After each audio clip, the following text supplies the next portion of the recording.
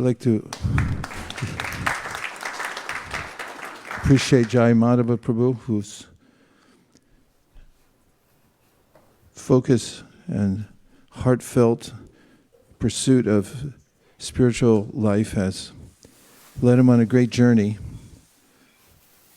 Who would uproot a family in such a friendly country as Canada to move to Silicon Valley, lock, stock, and barrel, with the idea of being rooted in a spiritual community and thinking of the whole family and how to be engaged in service, how to bring up their extraordinary children in an atmosphere where they can reach their full potential, both materially and spiritually.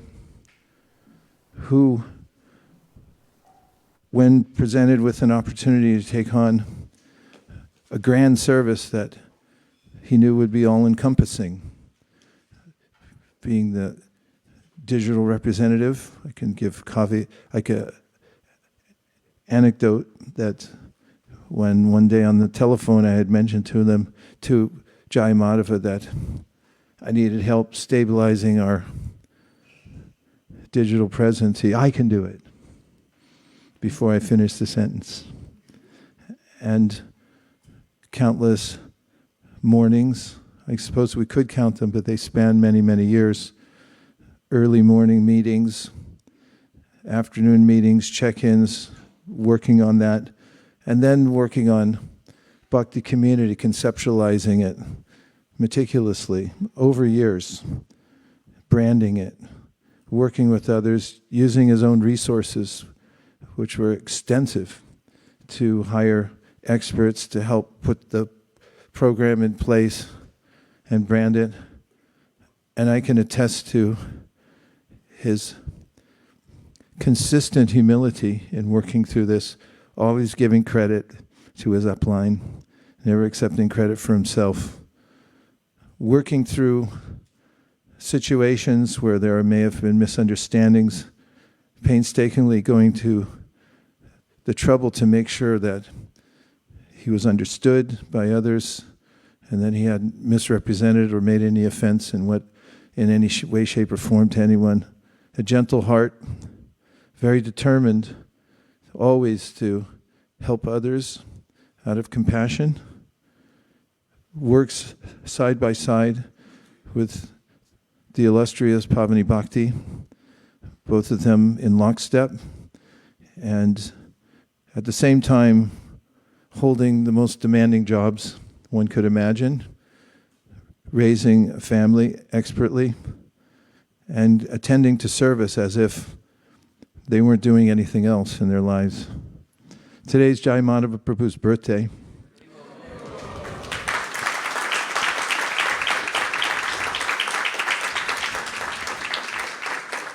I could not be more grateful for the service that you do and the way that you do it, especially the mood of always making sure that it's aligned with Trinadapi Sunichena and following the Sri Guru Parampara is your main objective. And the success you and Pavani Bhakti are getting speaks for itself. May your services expand. May resources from every direction flow into your lives so that you can utilize them in Krishna service, which I know you will, because you have no other purpose.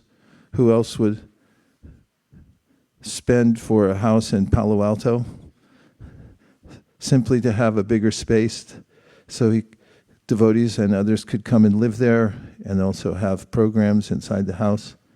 I'm sure it's a great economic burden. You've taken it on, but may more and more resources come to you by Krishna's grace, by Lord Chaitanya's grace. May all obstacles be removed from your path because of your extreme humility and your adherence to the process of Krishna consciousness. May Bhakti community flourish and expand. May your digital services bear more and more fruit all over the world. May you and your family be happy healthy. May you work professionally 25% and earn 1,000% more. And most of all, we pray that you're always with us, heart and soul, here in this community, so that we can produce something that is noteworthy to the world and offerable to the Guru Parampara, especially Srila Prabhupada. Om Tat Sat. Hare Krishna.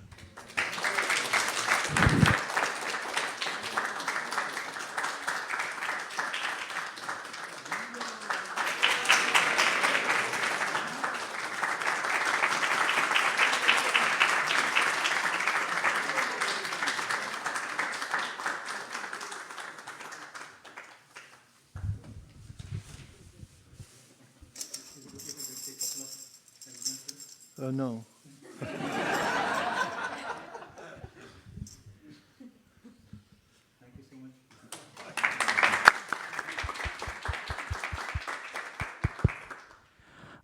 Thank you so much, Guru Maharaj, for your continuous blessings and this causeless mercy. As Vishnu glances in material energy, which forms the universe, you could have glanced on anyone and things would have manifested. But you causelessly chose me and Pavani Bhakti for this service, glanced on us. And what you are seeing is a manifestation of His potency, because of which this dead material has came to life. And we're just blissfully engaged in His service and service of the community. So please, I beg to continue to have your glance on us so that we dead materials can remain alive in your service and the service of the community. Thank you so much, Maharaj. That's why I said no.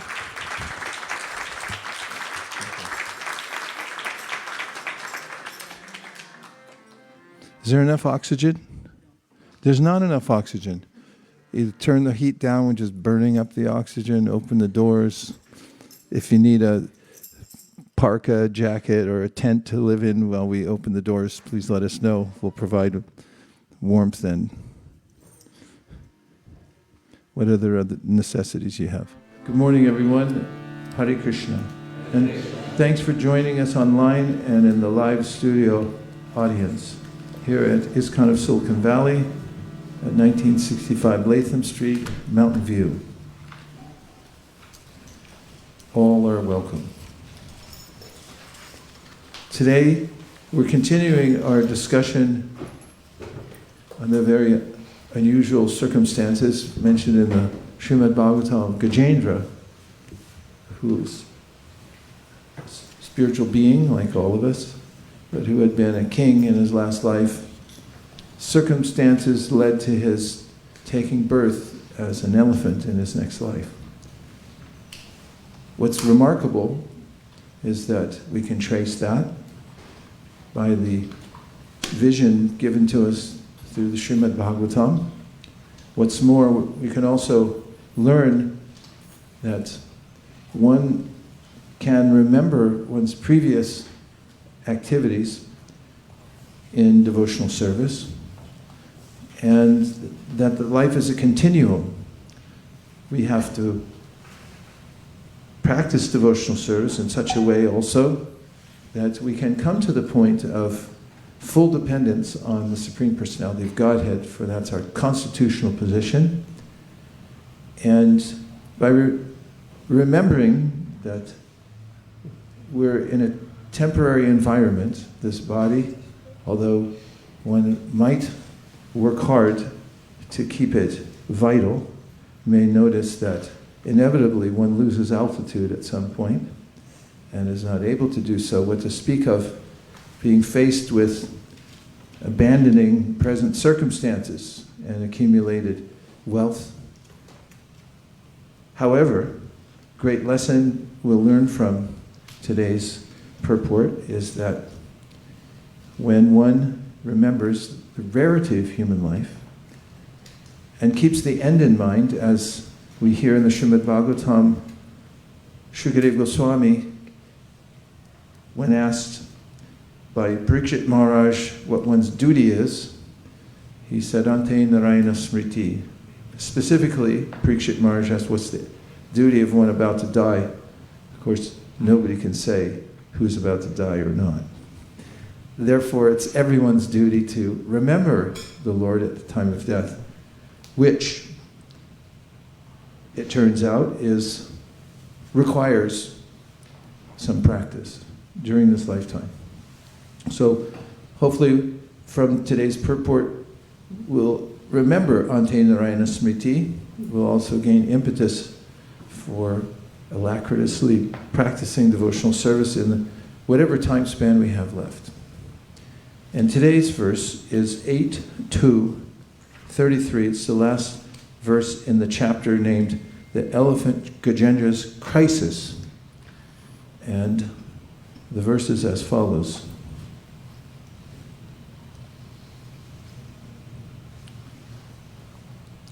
Yakash chanesho balinon takoragad prachandavegad adidavato brisham bitam prapannam paripati yad bhayan mrityu pradavat yaranam tam imahi yakashanesho balinon takoragad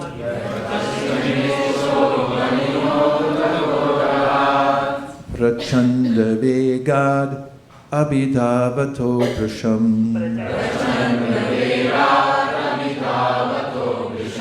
bhitam prapannam paripati yad bhayan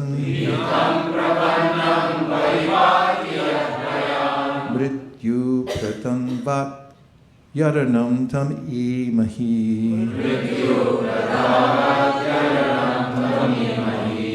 Kashanesho balinon takoragad prachanda vegad adhidavato brisham bhitam prapannam paripati yad bhayan mrityu pradhavat yaranam tad imahi.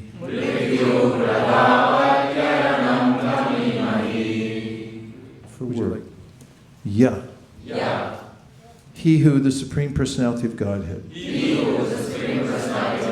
Kṛṣṇa. Someone. Isha. The Supreme Controller. Balina. Very powerful. Antaka Uragat. From the great serpent of time, which brings death. Prachanda vegad, whose force is fearful. Abhidavata, who is chasing. Brisham, endlessly, every hour and every minute. Vitam, one who is afraid of death. Prapannam, who is surrendered to the Supreme Personality of Godhead. Paripati, he protects. Yet bayat, from fear of the Lord. Mrityu, death itself. Rathavati, runs away. Aranam, the actual shelter of everyone. Tam, unto him. Imahi, I surrender, or take shelter. Translation: the Supreme Personality of Godhead is certainly not known to everyone, but he is very powerful and influential. Therefore, although the serpent of eternal time, which is fearful in force, endlessly chases everyone, ready to swallow him, if one who fears this serpent seeks shelter of the Lord gives him protection, for even death runs away in fear of the Lord. I therefore surrender unto him, the great and powerful Supreme Authority, who is the actual shelter of everyone. Srila Prabhupada's purport. One who is intelligent understands that there is a great and supreme authority above everything. The great authority appears in different incarnations to save the innocent from disturbances. As confirmed in Bhagavad Gita 4.8, Parishranaya sadhunam vina shaya chaduskritam. The Lord appears in his various incarnations for two purposes: to annihilate the dushkriti, the sinful, and to protect his devotees. The king of the elephants decided to surrender unto him. This is intelligent. One must know that great Supreme Personality of Godhead and surrender unto him. The Lord comes personally to instruct us how to be happy, and only fools and rascals do not see by intelligence this supreme authority, the Supreme Person. In the Shruti mantra it is said, Bishasmad vata pavate, Bishodheti suraya, Bishasmad ugnis chadrascha mrityu davati panchama, from the Taittiriya Upanishad 2.8, in case anyone asks. It is out of fear of the Supreme Personality of Godhead that the wind is blowing, that the sun is distributing heat and light, and that death is chasing everyone. Thus there is a Supreme Controller, as confirmed in Bhagavad Gita 9.10, Mayadhyakshena prakriti suyate sacharacharam. This material manifestation is working so well because of the Supreme Controller. Any intelligent person, therefore, can understand that there is a Supreme Controller. Furthermore, the Supreme Controller himself appears as Lord Krishna, as Lord Chaitanya Mahaprabhu, and as Lord Ramachandra, to give us instructions and to show us by example how to surrender unto the Supreme Personality of Godhead. Yet those who are duskriti, the lowest of men, do not surrender. Namam duskritino mudha prapadyante naradama. In Bhagavad Gita, the Lord clearly says, Mrityu sarvaharaschaham, I am all-devouring death. Thus, Mrityu, or death, is the representative who takes everything away from the living entity and who has accepted a material body. Thus, Mrityu, or death, is the representative who takes everything away from the living entity who has accepted a material body. No one can say, I do not fear death. This is a false proposition. Everyone fears death. However, one who seeks shelter of the Supreme Personality of Godhead can be saved from death. One may argue, does the devotee not die? The answer is that a devotee certainly must give up his body, for the body is material. The difference is, however, that for one who surrenders to Krishna fully and who is protected by Krishna, the present body is his last. He will not again receive a material body to be subjected to death. This is assured in Bhagavad Gita 4.9, Tyaktvadeham punarjanma naiti mam eti sorjuna. A devotee, after giving up his body, does not accept a material body, but returns home back to Godhead. We are always in danger because at any moment death can take place. It is not that only Gajendra, the king of the elephants, was afraid of death. Everyone should fear death, because everyone is caught by the crocodile of time and must die at any moment. The best course, therefore, is to seek shelter of Krishna, the Supreme Personality of Godhead, and be saved from the struggle for existence in this material world, in which one repeatedly takes birth and dies. To reach this understanding is the ultimate goal of life. Thus end the Bhaktivedanta purports of the 8th canto, 2nd chapter of the Srimad Bhagavatam, entitled The Elephant Gajendra's Crisis. I offer my respectful obeisances to His Divine Grace A.C. Bhaktivedanta Swami Prabhupada, to the previous acharyas, and to all the assembled devotees. Vancha kalpatarvishcha kripa sindabhi evacha patitanam pavanibhyo vaishnavebhyo namo namaha. It's a straightforward verse and purport that keeps life simple. ante narayana smriti, or the remembrance that we're here temporarily, tends to make us more efficient in our decision making. Oftentimes, when we forget that I'm here for non-disclosed but temporary amount of time, then I tend to become absorbed in the various other goals of life besides remembering Krishna at the time of death. And there is a way in which one may ignore this idea that I'm going to die. Another aspect of the verse and purport is that many ignore the well-organized way in which the universe works, and rationalize a life that is separated from the idea of a supreme controller. And Krishna mentions in the Bhagavad Gita, and Prabhupada quotes it here in this verse, that there are various mentalities. People have various mentalities. The verse Prabhupada quotes here, Namam duskritina mudha prapadyante naradama. First he says that there are 4 kinds of people who have attitude problems, that don't surrender to Krishna. And let's look at them. Namam duskritina. So sukrita means that one does something beneficial for oneself and for others, or has the capability of doing it. A sukriti is somebody who has the impetus to do good.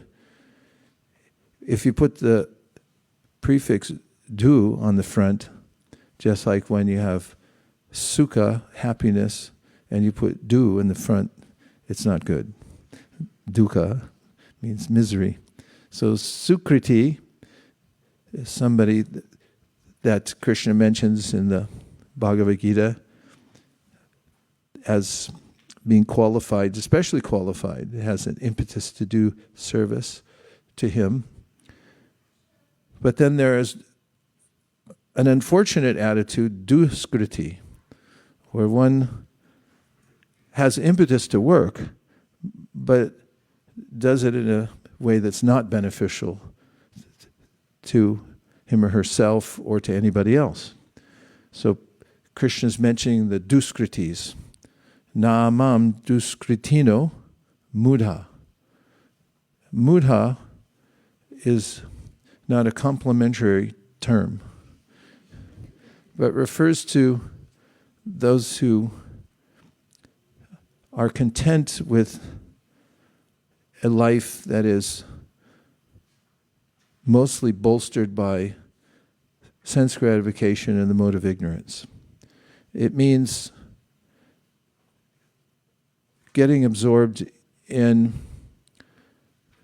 the illusory side of life without any impetus to think of what's the purpose of my life or what's going to happen at the end.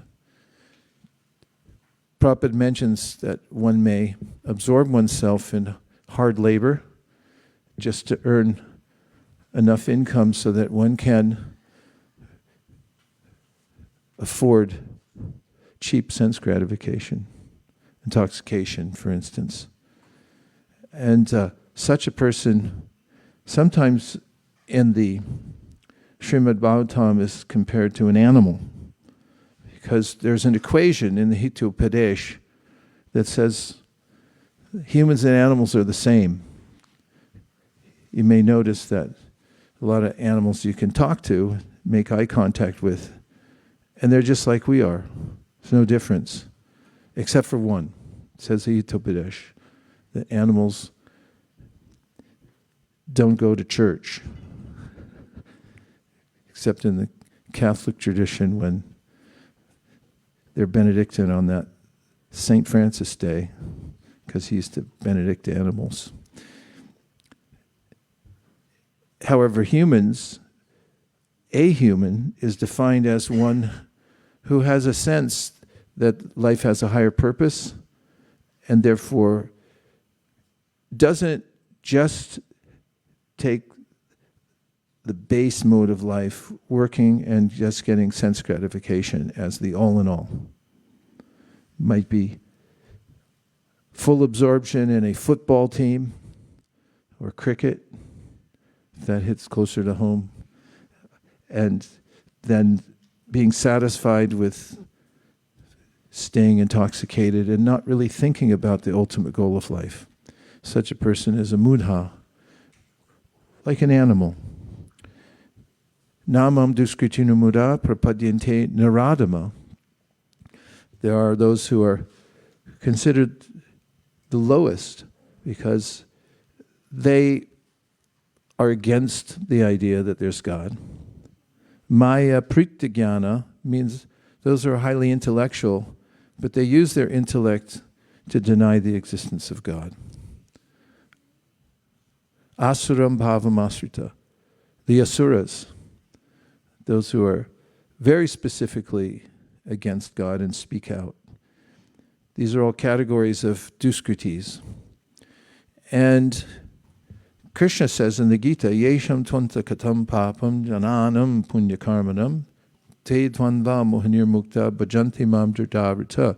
If one gets some sukriti, and especially bhakti unmukhi sukriti, as Bhaktivinoda Thakur says, there's a way in which by association with devotees, one may develop this urge to worship God and perform devotional service, in whatever context it is. Such persons are sukritis.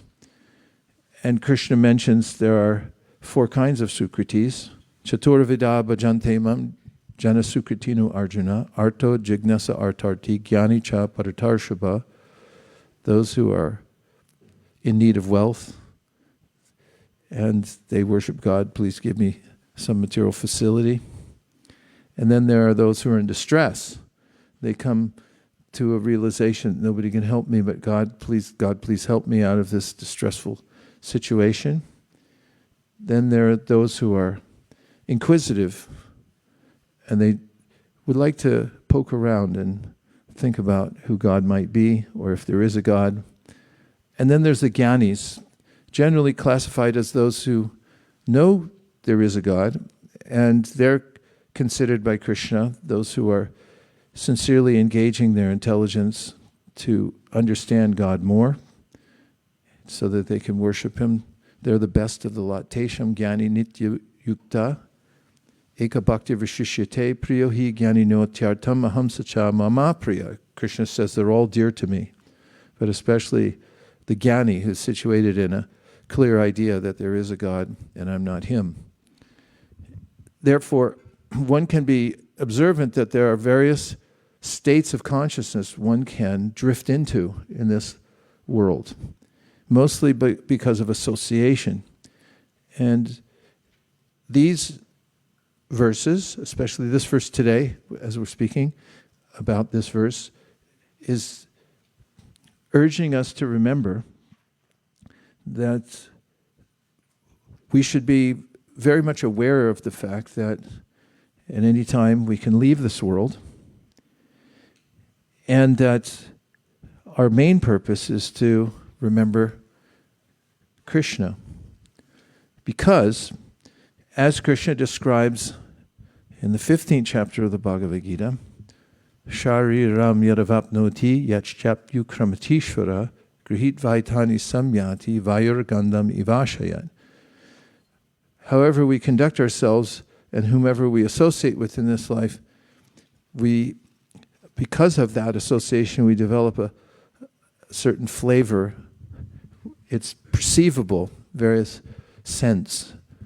We can sense when somebody has eaten a lot of garlic, for instance, because garlic comes out of one's pores.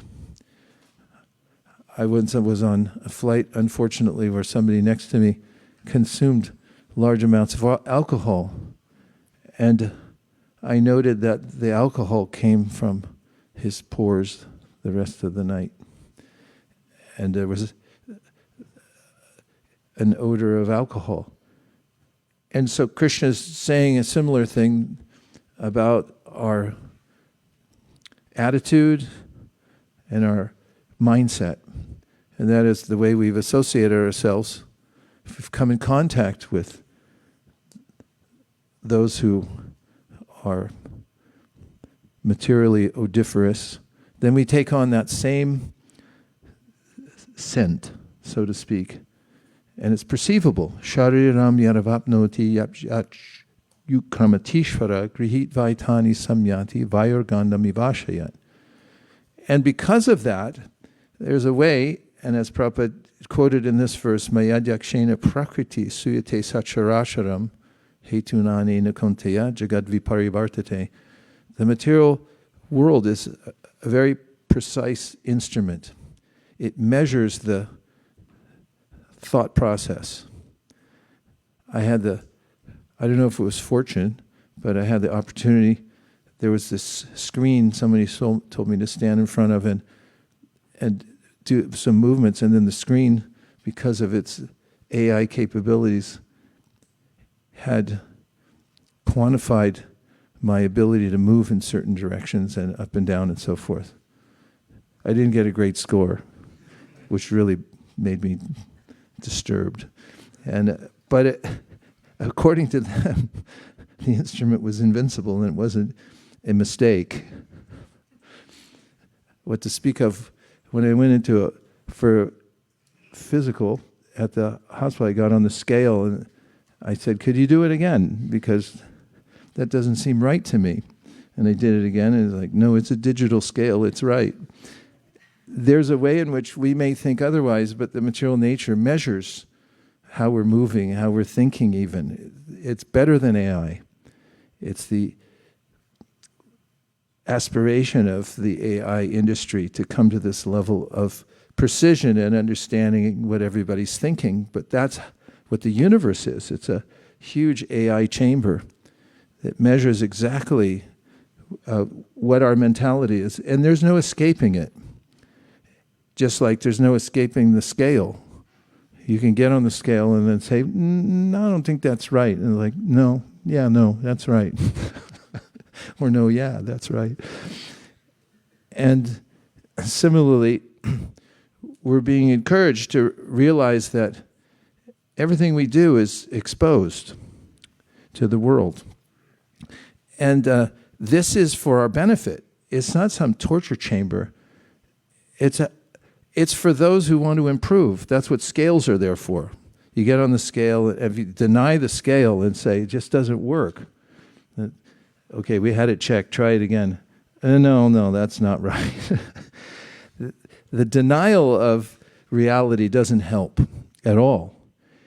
And therefore, the measurement process in the material world by the material nature, which then shotram chakshu sparshanam cha, rasanam granameva cha adishtayam manaschayam vishayan upasevate. There's a way in which you get a little, after you go through the process in the material world, a lifetime, which they measure the weighted average of your overall mentality. Just like what is that AC1 test for glucose, hemoglobin? They measure you over a 6-month period or whatever. So similarly, there's one of those things, you get a report. At the end, they say, no, that's where you are. And that's what the mean, the average mean has been over the last 6 months or whatever. So there's that kind of measurement within the material nature. And you get a little chit, a readout, or it could be digital. Material nature reads it out and says, this is where you are. And here. That's what your mentality is. It's measuring directly. And then if you get those results ahead of time, or you realize that they're being measured, then you might develop a sense of, well, let me improve. I'll try to amend my activities so that I get a better score. And this verse is reminding us that this is a test we're going through. It's a probationary period, human life. It's not fun and games. And forget everything. Don't be a mudha. And just think, I'll forget about it. And I'll sleep it off and I'll wake up later. Well, if you do that for your education, you'll end up, and no offense to car wash people anywhere in the world, you'll end up working in a car wash. That's a cliche here in America, so I just use it. But I beg a pardon to anybody who works in a car wash. They're perfectly fine, and I like washing my car whenever possible. But you will end up working in a car wash if you don't go to school. If you just forget about it, which is what the mudhas do, and just say, oh, I'll just dull my mind, and I won't think about this measuring process. What to speak of people who never measure their biometrics, and they just eat and say, I'll work it out later. But then they may descend into some kind of chronic disease. So there's a chronic disease that one may develop here in this world, and there's a way to come out of it. There's a program that one can get on, it's called Krishna consciousness. And the impetus is to measure, where am I? What is my level? There are three general levels. There's a beginning level, there's a medium level, and then there's a high level. And if one figures out where approximately am I on this scale and gets an authorized report and said, you're about this far up on the beginning level. You could take stock and say, well, at least I have some level. And then one could then get expert help and say, here's how you can improve yourself. Here's how you can improve especially your mindset. And Krishna consciousness provides that, which means there's several points made here. In the first sentence, one who is intelligent understands that there is a great and supreme authority above everything. That in and of itself will solve a lot of problems. I'll read it again. One who is intelligent understands there is a great and supreme authority over everything. If you just take that one sentence and consider it deeply and act accordingly, then you can reform your activities and the way you think about life accordingly. For instance, a verse that parallels this idea is in the Sri Upanishad, Ishavasyam idam sarvam, yat kincha jagatyam jagat, tena tyaktena bunjita, magrada kasaswadanam. This means that God owns everything. And that one is provided for by the owner of everything with a quota that's sufficient. And if you accept that quota as a gift and use it properly, thank you. Ooh, it's a big number. Welcome to everybody online. Hare Krishna. And then consider everything else as the property of God, and keeping in mind that He's the supreme authority above everything and everyone. Then one can adjust one's mindset accordingly and move about the world in a way that doesn't cause oneself problems or others. That's in the next verse of Sri Upanishad that says, Kurvan eve ha karmani jijiva sheksatam sama evan tvai nanyatetosti nakarma lipite nare. You don't get smeared by karma, lipite nare, for human beings to work in the way of considering God the owner of everything, the controller of everything, and being reverent in that way as one moves about the world. Whatever tradition one's from, there is God, I'm not Him, and offering everything to God. This lifestyle frees one from the great anxiety of being a thief. And then gaslighting God by saying, well, it's his fault. Gaslighting is horrible. It means not taking responsibility for your action and blaming others, and usually done gaslighting in a very subtle way, where the person who's being victimized by it doesn't realize it for a long time until later realize, oh, I didn't do anything wrong, but that person put everything on me. So we can also slide into this adverse consciousness where we gaslight God. So don't do that, says the shastra. Just be honest. Admit that God's the supreme controller. Admit that everything belongs to Him. And live a happy life. You won't be bereft of anything, just like I gave my garland away and I got a new one.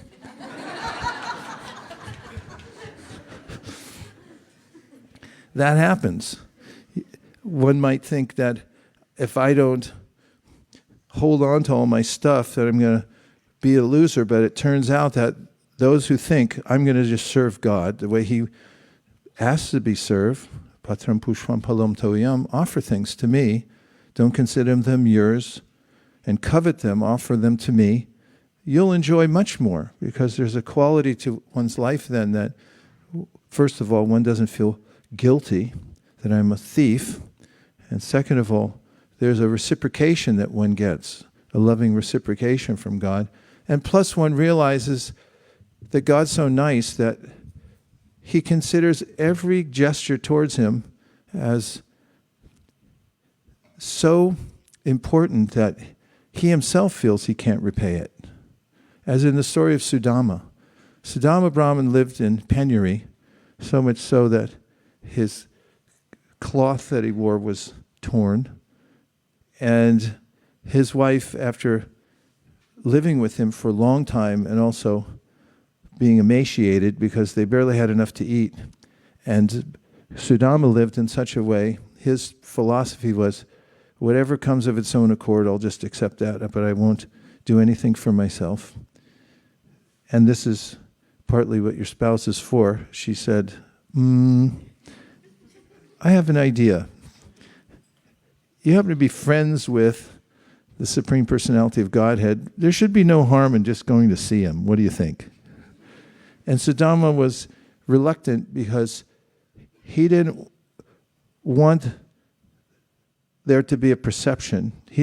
That's a weird way to say it. He didn't want to go there with an ulterior motive that I want something.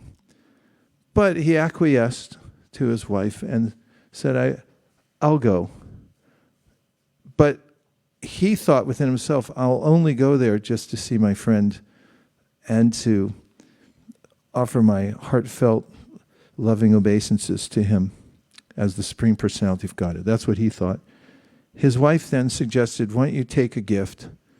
And there was nothing in the house, so they borrowed some ordinary rice from a neighbor. That's poor if you can't find a little rice in your house. He tied it in a portion of his cloth. And then he made his way to Dwarka. He thought he would be stopped at the doors of the gates. There were gates around the city. There were various entrances that were guarded. And surprisingly, he found himself walking through 3 gates, another 3 gates, until he was in the sanctum sanctorum, the inner part of Dwarka where Krishna resided with his 16,108 queens. And he found himself walking into the entrance of Krishna and Rukmini's palace in Dwarka.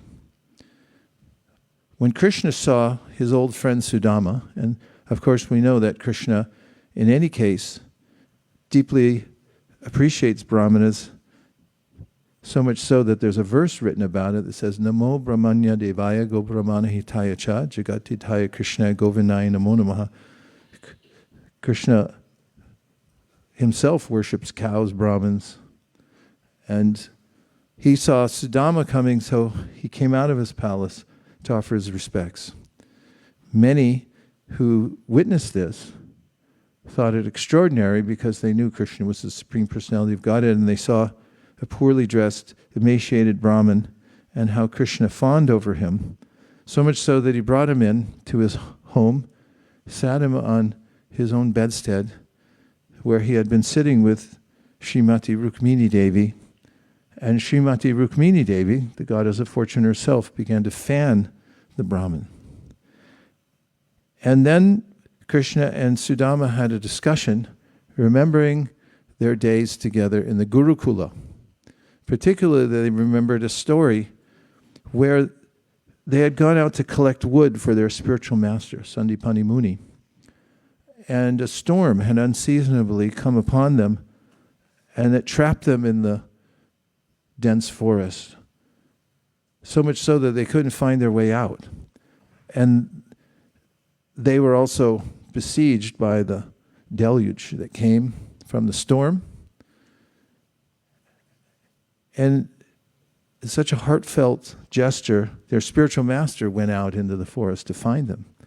He thought, my disciples are there on my behalf, and they haven't come back.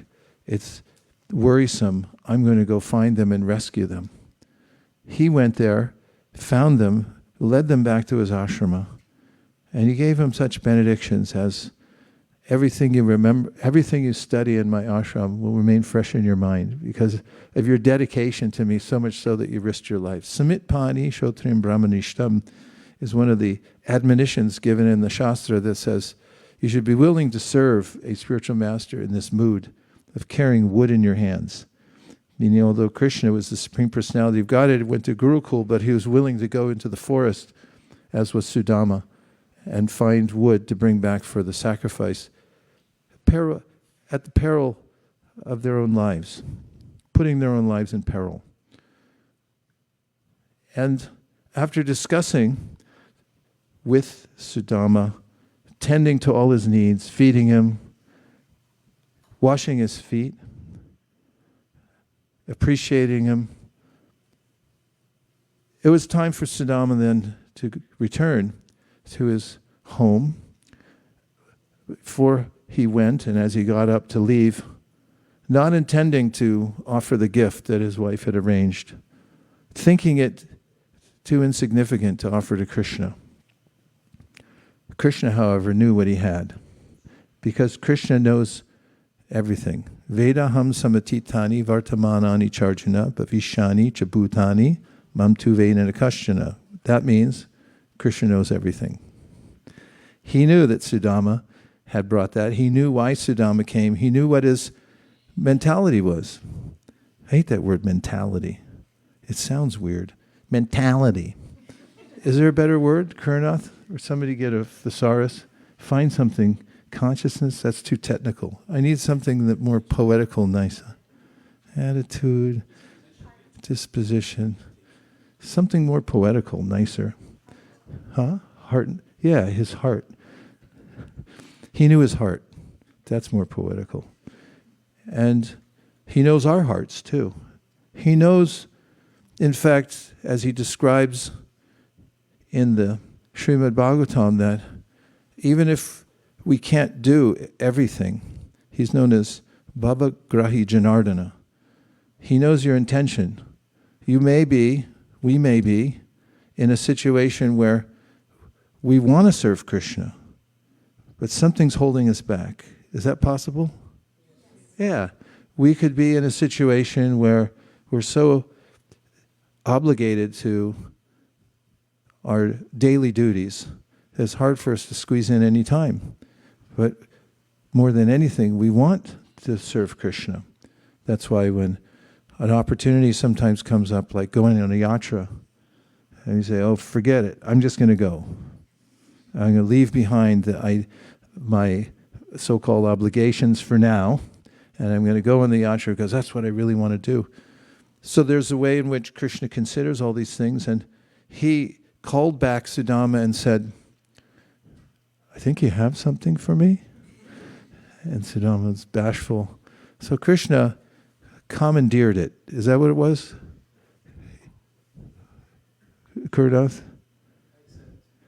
commandeer, he'll take it for 50 points. And grabbed it, and he took a palmful of the rice that was concealed in the cloth of Sudāmā, and he was about to take another when Rukmini said, "Oh no, don't take another." And the meaning of that was that she, as the goddess of fortune, felt that now she was obligated to bestow great treasures. But the way that Sudāmā had offered that in such a heartfelt way, even not wanting to give it because he thought it insignificant, that Krishna forced the issue, and Rukmini said, "Don't take another one because I don't think I can repay that much if you take one more." And then Sudāmā made his way home thinking that Krishna's so kind that he didn't give me any wealth, because he knows that I'm so fallen that I would then forget him in the mood of Janmai Vaishutra Shribir, Enamanamadāpunan, Naivarha Yavidatum Vai, Twomikinjana Gocharam. We've got to keep saying the verses. And I would become intoxicated by, oh, Krishna likes me more than anybody. But when he returned home, he didn't recognize his home because the ramshackle hut he lived in had now been transformed into a palace, heaven-like surroundings with servants and singers greeting him. His wife looked like a Gandharvi. And he himself at that time was still in his regular attire because Krishna arranged it. He wasn't transformed so his wife would recognize him when he came. When he received all this from Krishna, he accepted it as his mercy and was guarded in the way that he used it all, thinking this is Krishna helping to show me how to utilize everything in his service. Our acharyas comment near the end of the story that Krishna knew that Sudāmā was attached to being very poor. That's possible. And he wanted to show Sudāmā and the world how Sudāmā, whether he had nothing or he had everything, would still engage in the service of the Lord. But there's an overarching lesson that comes from this story, which is extremely heartfelt, which is that Krishna felt so loved by Sudāmā, by his simple offering and his reluctance to even give it, and the mood that he was in, that he felt he couldn't repay Sudāmā, and he felt subordinate to Sudāmā. And this is what transformed Sudāmā more than anything. As Lord Brahma has said in his prayers in the 10th canto, 14th chapter, Stane stita shrutikatam tanavan manobir, ye prayasu jita diho pyasitas trilokyam. If one takes the sincerely takes to the practice of devotional service, there is a time when Krishna will feel so grateful to the devotee for their adherence to the process. Stane stita. No matter what position they're in now, Brahma says, that's okay, stay in it. Krishna feels so obligated to his devotee for that simple devotion. Just, I'm sticking with it even though I'm no good at it. That he becomes subordinate. He's conquered by the love of his devotee. And this Sudāmā noticed, and forever it changed his heart to see how Krishna was subordinate to his love. It didn't make him proud. It made him want to serve Krishna more. And then there's, of course, in the spiritual world and in any in the relationship we have with Krishna, there's always this sense that the devotee wants to do more and Krishna wants to do more for the devotee. And he mentions that in the Bhagavad Gita, where he says, Ananyas chintayanto mam yejana pariyupasate tesham nityabhyuktanam yoga kshemam bahamyaham. That when somebody develops this mood, that it's all for Krishna, everything's Krishna, I only want to serve Krishna with whatever I'm doing in my life, then Krishna says, I'm going to be right there with you all the time, and with my own hands I'm going to make sure everything's arranged for you. Personally, he feels so obligated. He's a person. Krishna's a person. And we have a personal relationship with him. And there's no harm in surrendering to Krishna. However, there is a great burden if one doesn't. If I hold anything back, then I feel it, like the princess and the pea. Even 7 mattresses, there was a chickpea at the bottom, a hard chickpea, and she felt it. We're so sensitive to our own reluctance when we become a little evolved by the association of devotees, with our own reluctance to give everything to Krishna, that nothing satisfies us in this world. That's an awkward situation to be in, that I want to surrender to Krishna, but I'm not doing it because I have some causeless unwillingness to surrender. So this verse today gives us the permission to once and for all decide that my life is meant for Krishna, and I can remember Gajendra in his situation, and as Prabhupada points out, we're all in the same situation. We're in the same boat. And Prabhupada once said, the material mentality is that I think that I'm not. And he gave an example, a saying in Bengali about these cow patties. Have you ever seen cow patties in India? That's like, okay. So, cow patty, people use them as fuel. So, there's a saying that one's already in the fire, and the one that's nearby the fire on a stack is laughing at the one in the fire, saying, ha ha ha, not knowing that it's the next one in.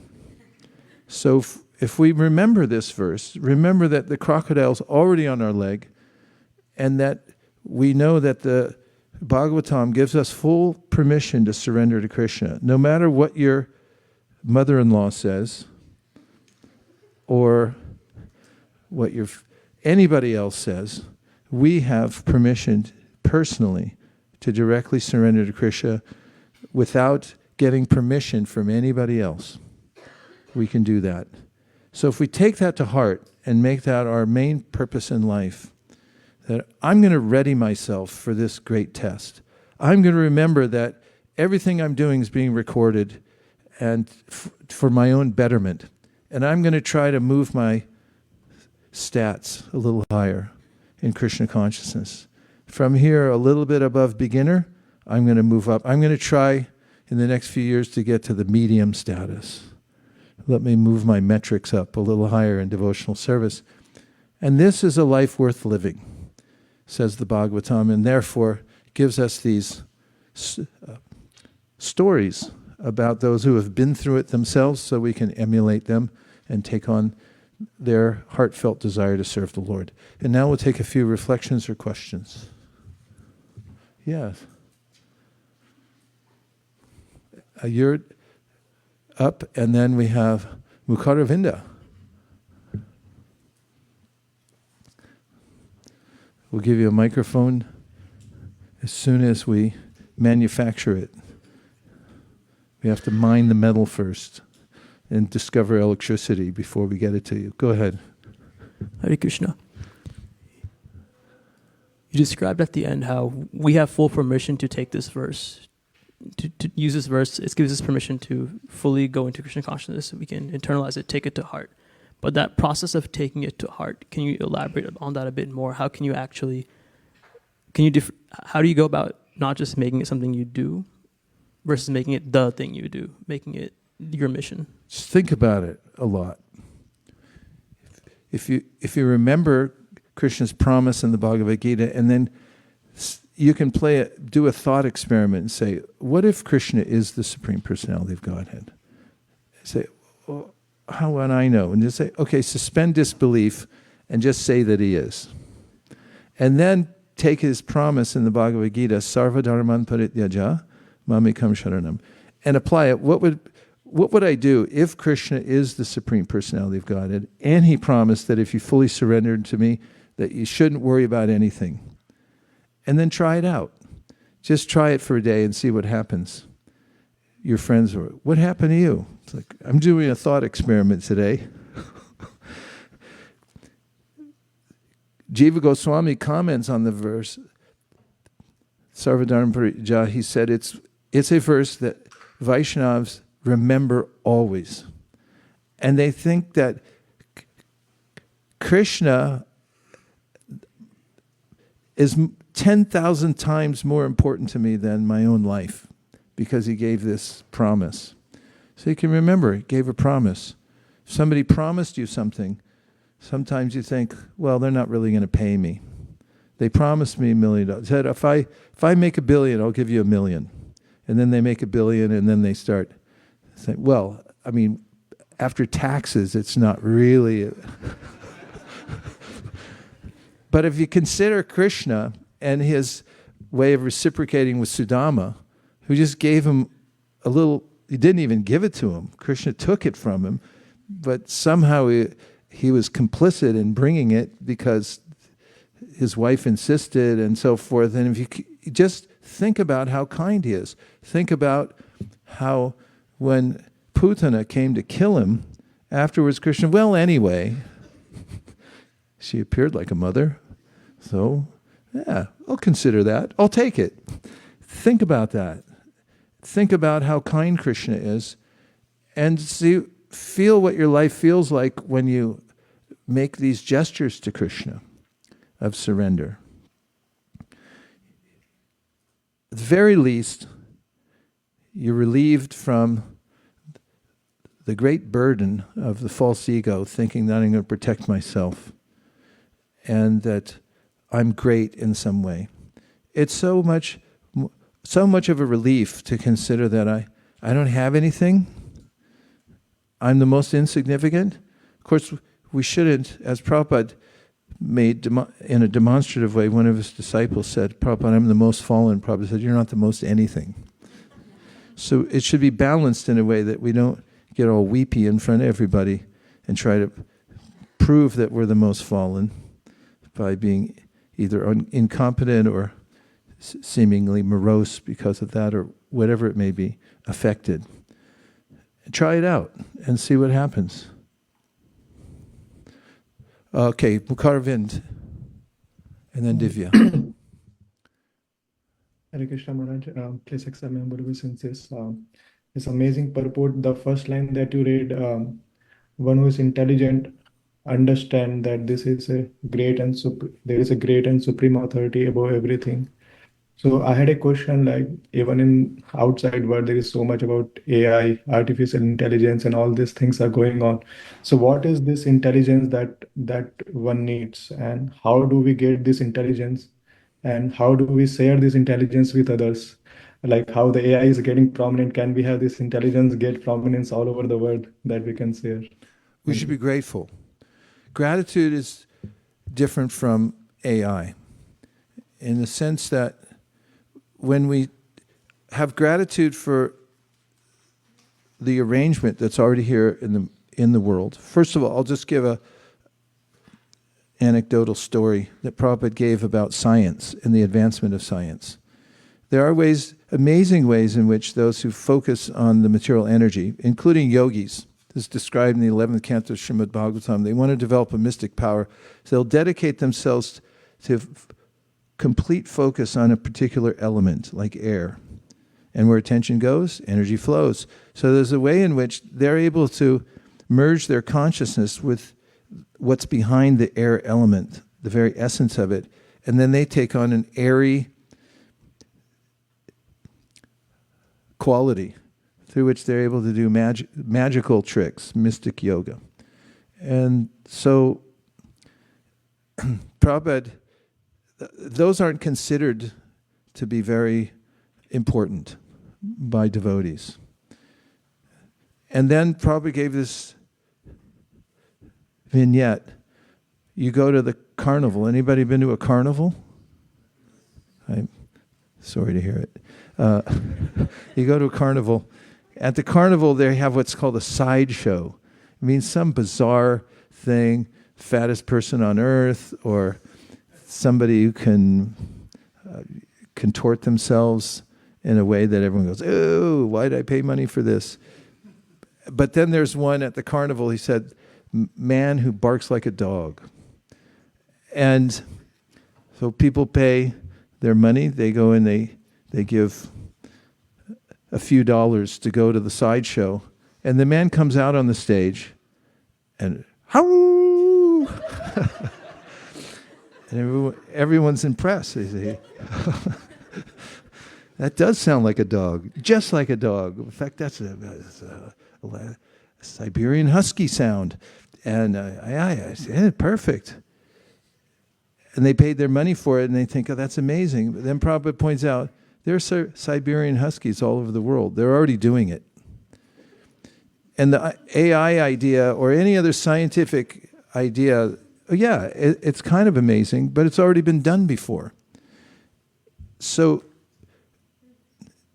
the element of devotional service is not just a dominance in technology, where we can develop to such a degree that we ourselves are amazed, and there is a way in which we always get dominated by what we try to dominate.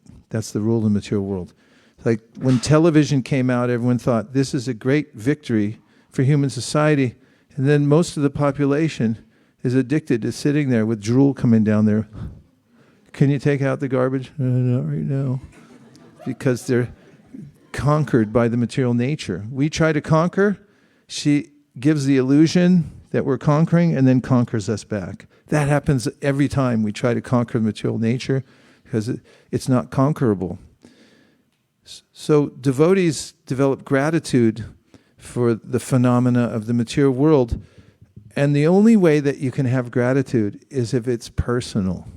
It's impossible to have gratitude for an impersonal force, because we have gratitude when somebody intentionally did something for us, not otherwise.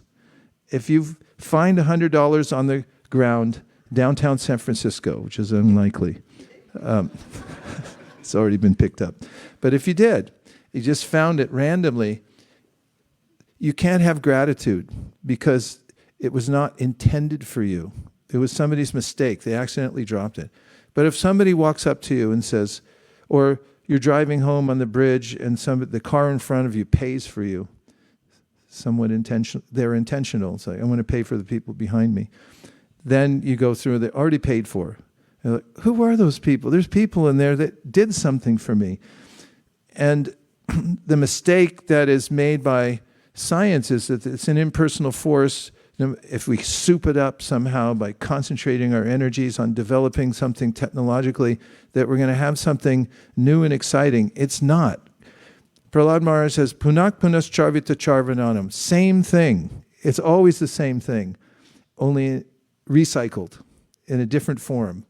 You got this, you got that. It's all the same energy. It doesn't impress us souls at all because it's too gross for us. We want something that's beyond the subtle nature of the material world. Even the intellect doesn't satisfy us. We have to go into the realm of spiritual interaction, and then we can be impressed. So we have to have an awareness that no matter how much we meddle with the material nature, there's never a time in which we'll be able to appreciate it in a way that'll satisfy our souls. Okay, I didn't answer completely, but there was one more question from Divya, and then we'll be about done. Hare Krishna Maharaj. Hare Krishna. Yes, I actually have two questions. The first one is, you mentioned that about surrender in time of difficulty, when like you were talking about Gajendra's story. So I was wondering what that means. Like practically, how do we at a time of difficulty? How do we That what? was my surrender. Surrender. Well, one way is by taking help from devotees. It certainly is shocking when we have some difficulty in this life, because we feel helpless and we also feel victimized. And there are a lot of mixed feelings when we get punished by the material. I hate the word to use punish, but there's a way in which when there's a reversal of fortune in our life, and it seems like everything is against us and we've been assaulted somehow or other, it's very hard to process. It's not a simple thing. But the way we surrender at that time is to try to process it through association with devotees and through hearing from Bhagavad Gita and Srimad Bhagavatam. Even though it takes some time to go through the grieving process, when we go through the grieving process plus hearing and taking shelter of the devotees, who've likely been through similar instances, and if they're advanced, they've processed it through hearing and remembering Krishna, then that experience becomes a pillar of our success in our life. When we're able to rise above that feeling of victimhood and take shelter of Krishna and realize that we're all being tossed in this ocean. In a paragraph Prabhupada writes in one of his smaller books, he says one of the ways you can pray to Krishna is to say, "My dear Lord Krishna, I'm being tossed by this material ocean in this way and that." And you can name the ways in which, go and confess to Krishna how you're being trounced by the material energy. Because he can give relief just by us acknowledging that I'm being trounced. And when we become aware of Krishna, Krishna says in the Bhagavad Gita, you can cross over all the obstacles of material life by my grace, by becoming aware of me. And the best way to process, though take all means necessary to process this kind of grief, but chant Hare Krishna. Because Krishna is there in his name, and there's an uncanny way in which by chanting Hare Krishna, we come directly in contact with him, and we're able to take his guidance from within and from the power of the chanting of the holy name. And that's the last word in taking shelter, is to go on chanting Hare Krishna, Sukhe Dukhe Bolo Nako, Varane Harinam Korare. Bhaktivinoda Thakur says, whether you just got beat up by the material nature or you're in good times, you just checked and it looks like you doubled your money.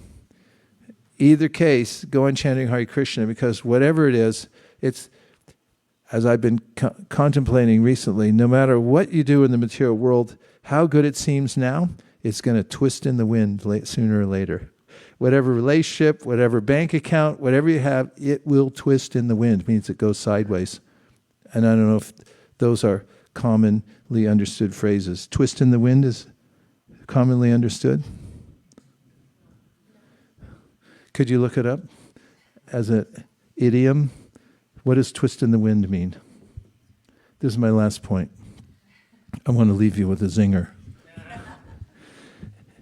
Twist in the wind. Research department. Somebody please. Be left in a state of suspense and or uncertainty. Okay, is there more? Kurnath, what would you say twist in the wind means? I always think of it as like a very, when I think it was a phrase used by Richard Nixon when he was talking about somebody would be twisting in the wind, and it's a very unhappy circumstance. I always think of like somebody being hung out, just hung out, like hanging by their feet to be punished, and they're just out there twisting in the wind. They're helpless. Yeah. And thank you. I didn't know it came from Richard Nixon. Thank you. I don't know that he was the origin of it, but I know that Okay. he used the phrase in the Watergate stuff that you're going to leave us twisting in the wind. Everything eventually twists in the wind here in the material world. So you have to know that ahead of time and be dedicated to go on chanting Hare Krishna despite the fact that everything twists in the wind, or despite the fact that you apparently got a windfall, it's not ours to keep. It's ours to invest in Krishna's service.